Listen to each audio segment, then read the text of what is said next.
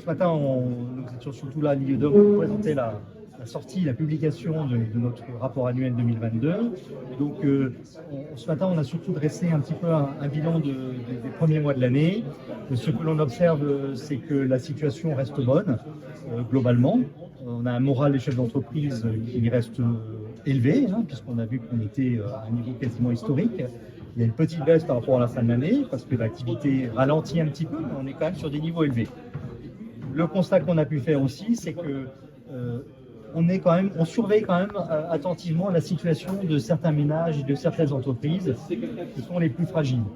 On est sorti aujourd'hui de ce qu'on appelait le quoi qu'il en coûte. Donc c'est vrai que les dispositifs pour protéger les entreprises et les ménages ont aujourd'hui tendance à disparaître. Et on voit que avec ça, certaines entreprises ou certains ménages ont de plus en plus de difficultés, et notamment les plus fragiles. Et là, on voit une explosion du nombre de dossiers de surendettement. On voit aussi que les défaillances d'entreprises reprennent à un niveau d'avant comme avant la crise.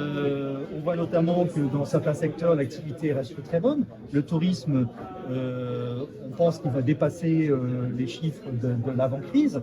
Donc, le tourisme tire beaucoup d'autres activités. Donc, il y a des activités qui continuent à bien se passer. La consommation des ménages, elle se poursuit. Les gens continuent à consommer, à acheter, etc.